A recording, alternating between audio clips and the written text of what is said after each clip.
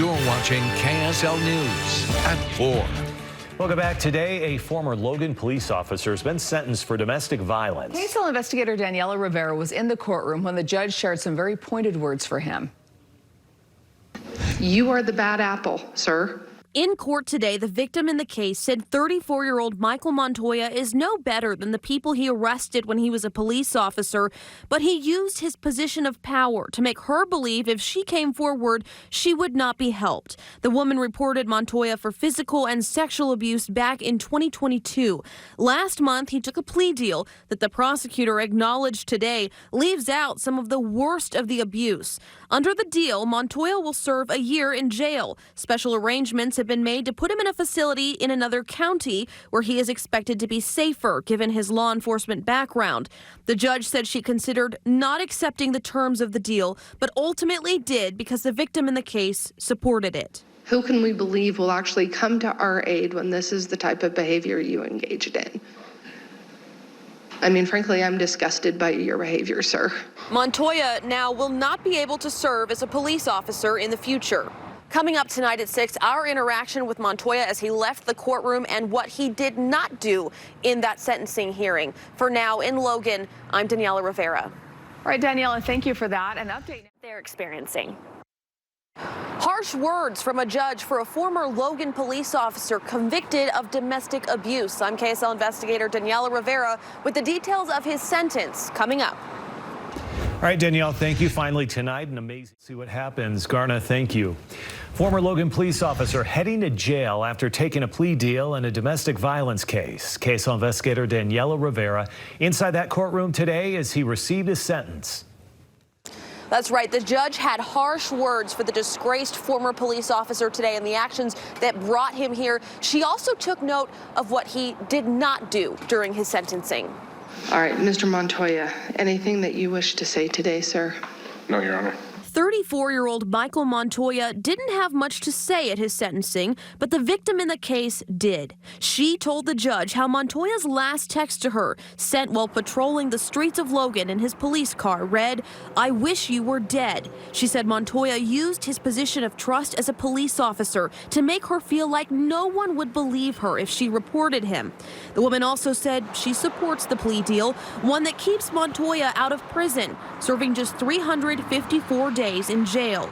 The prosecutor noting that deal overlooks the most egregious abuse in the case. The defendant repeatedly engaged in acts of sexual abuse towards her, whether that was against her express consent or while she was unconscious. You are the bad apple, sir. The judge said she considered rejecting the deal, but ultimately went through with it after hearing from the victim. I don't think you saying you're sorry would make one bit of difference, but you don't even have the common decency to stand up here today and apologize. Montoya's attorney asked if he could serve his time in Emery County, where Montoya is expected to be safer given his past as a police officer.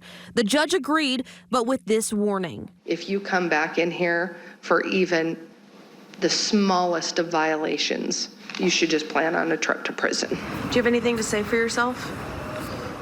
Why didn't you apologize? Montoya left the courtroom in silence, while the judge praised the victim in the case for finding the bravery to use her voice. That is a courageous woman. Shame on you for trying to take that away from her or anyone else. Montoya was originally planning to self-report to serve his sentence within 48 hours. Today, the judge essentially said, you don't need 48 hours. She expects him to show up first thing tomorrow morning. Reporting in Logan for KSL-5 News, I'm Daniela Rivera. Danielle, thank you. Kevin, join us right now. A Taylorsville woman hasn't been able to get into her mailbox since early February simply because she doesn't have a key. Yeah, so she couldn't get one from her landlord, couldn't get one from the post office either, so she decided the key to solving this problem was a get part. For weeks and weeks, Diane Ship has been anxiously awaiting a car title and other important things in the mail, but there's a problem. I cannot seem to get keys for the mailbox. Diane's mail gets delivered to this cluster box at her apartment complex. When she moved in the beginning of February, the landlord told her she would have to go get a key to her box directly from the U.S. Postal Service. So she says she went to the post office the very next day and spoke to the postmaster. And he informed me it would be a couple of weeks. But Diane says those 2 weeks stretched into another 2 weeks and then another 2 weeks after that. He calls me and continually tells me, couple more weeks. Oh, now we need new locks. Now we need this. A month and a half in, Diane has reached her breaking point. It shouldn't be this difficult to get my keys for the mailbox. Sick of being locked out, Diane asked me to investigate. The KSL investigators reached out to the U.S. Postal Service through their public relations department, and they responded to us within hours. In an email, a spokesperson told us the Postal Service strives to always provide the best possible service, and the delay was caused by a back order of new locks. Still, the very next day, management changed Ms. Ship's lock and provided her with the keys. There we go. Oh my gosh. And just like that, Diane finally has access to her mail again. It's a very happy day. Though she'll tell you it should not have taken a call to get Gephardt's. It just shouldn't have, but I appreciate you guys.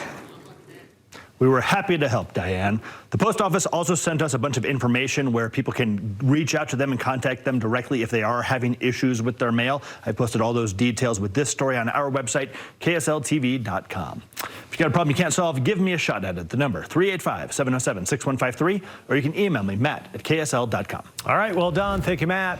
Question for you. Have you heard?